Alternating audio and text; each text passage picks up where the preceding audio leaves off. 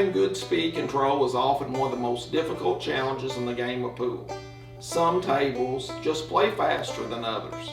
Sometimes it's the cloth, sometimes it's the rails, but whatever that it is, if your speed control is off, so will your position play. So if you go to a pool table and it seems like that everything that you're striking is just a little bit too hard, you're going to need to make an adjustment. And conversely, if you're going to another table and everything that you hit is just a little bit too soft, you're falling a little short of your position route, then you're also going to have to make an adjustment. So in this video, I'm going to show you a position play secret that's used by top pros.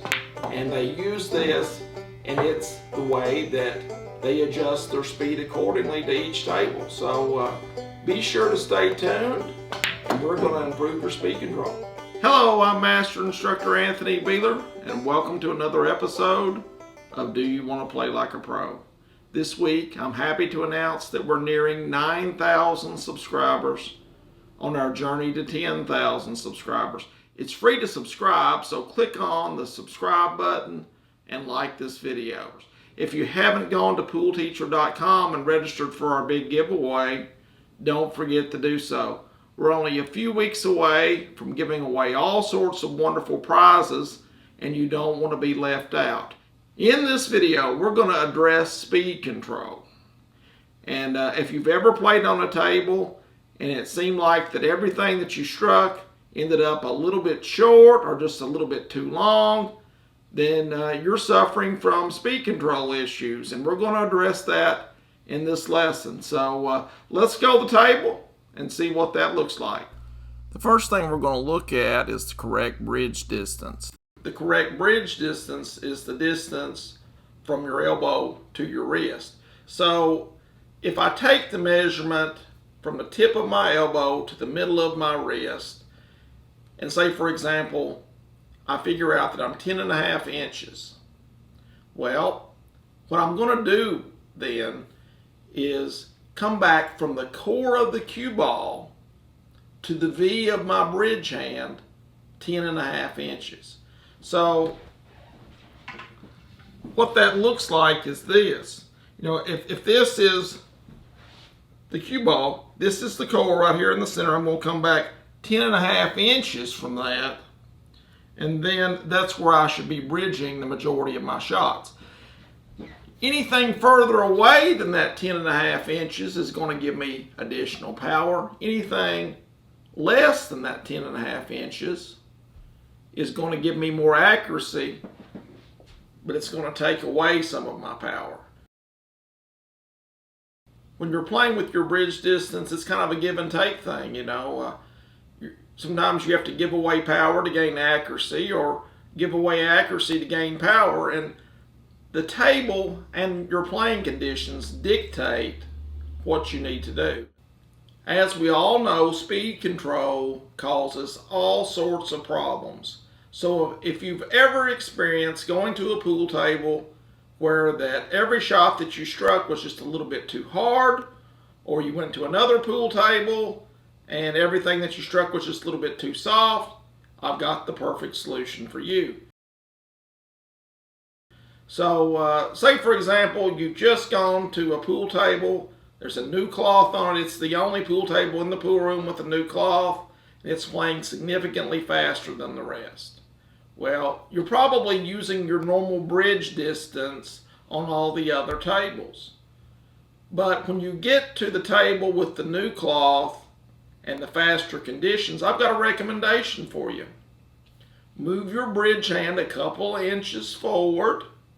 So if you normally bridge from here, move it up just a couple of inches. And you're also going to have to move your grip hand up a couple of inches. Whatever you do for your bridge hand, you have to also do equally for your grip hand to be sure that you're in that 90 to 95 degree range that we want players to be in. But moving your bridge forward does a couple of things for you. You know, we've talked about stroke length in the past, and I refer to pulling back to the bottom of your ferrule. Well, when you move your bridge up a couple of inches, you're going to have a shorter stroke. When you pull back to the bottom of the ferrule, your stroke's not going to be as long and you're going to lose some power. So when you're playing in conditions where the table is just extremely fast, all you need to do is move your bridge hand forward a couple of inches, move your grip hand forward a couple of inches, and follow through. The worst thing you can do whenever that you're struggling with speed is to let up on your stroke. If you're letting up on your stroke, then it's going to cause you to miss shots, and you're not going to be playing with any sort of confidence at all. The only way that you can play with that confidence is to shorten up your bridge, shorten your stroke up, and stroke that shot with confidence, follow through, and your speed control will be significantly better.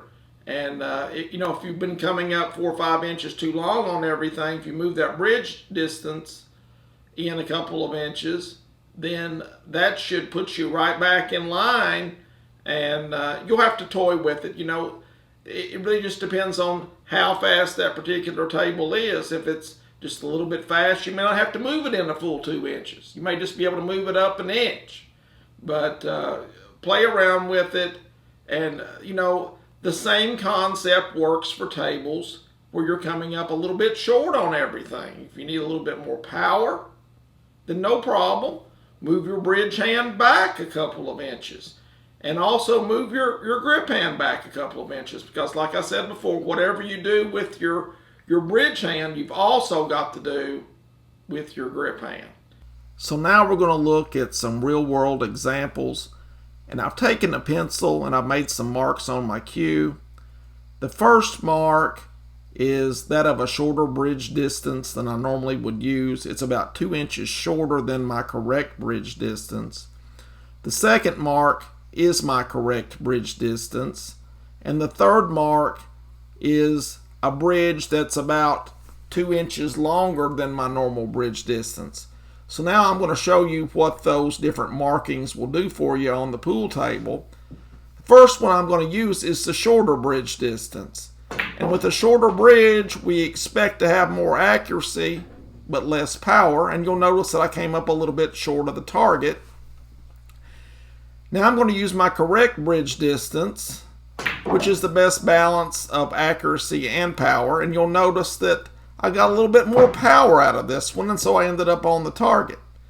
The third example is with the longer bridge distance. And with the longer bridge distance, I'm going to have much more power, but I'm going to lose some accuracy. And you'll see that I end up going past the target here. Practice this, work on it. I know it's going to improve your pool game. Let me know what it's done for yours in the comments section below. You just have to toy with it on each table until you find the correct balance. Thanks for tuning in to another episode of Do You Want to Play Like a Pro? I hope you've enjoyed this lesson on speed control, and I certainly hope that it improves your pool game. Always remember that if you're playing on a table where everything seems to go just a little bit too long, shorten up your bridge. And remember, if you move your bridge hand 2 inches this way, then you've also got to move your grip hand 2 inches this way. Whatever you do with your bridge distance, the grip hand has to follow. If you're also playing on a table where that you seem to be understriking everything, or you're falling just a little bit short, then do just the opposite. Move your bridge hand back a couple of inches, and move your grip hand back a couple of inches. These are time-tested methods that pros have used for years, and they do this to adjust to a particular table speed. You want to keep your stroke the same, but the length of your stroke will change, and that's what moving your bridge hand forward or backward will do, is it changes the length of your stroke. So I hope you've enjoyed this lesson. If you haven't gone to poolteacher.com and registered for our big giveaway, don't forget to do so. Go to my website, click on the YouTube giveaways form, and get registered. We're only a few weeks away now from giving away all sorts of wonderful prizes. Don't be left out. Thanks again for watching. I hope everyone has a great week. It's just one of those amazing classes that you can never forget. It's one of those classes that can really get you going where you want to go with the game. It's the best online course on pool out there. It's been really cool working with Anthony from home. I've already learned so much.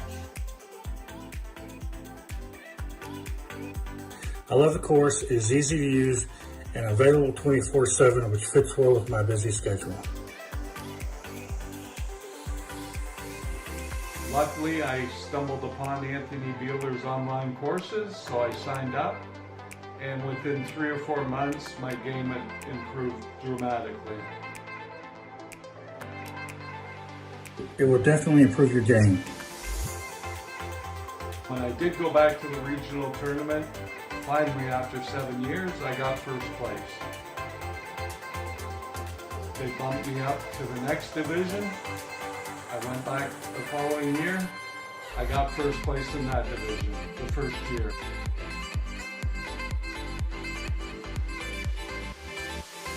I can't say highly enough how much Anthony's courses have helped me, and I have no doubt they will help you too. If you do have any questions, he's available on the phone calls. He answers your questions very quickly.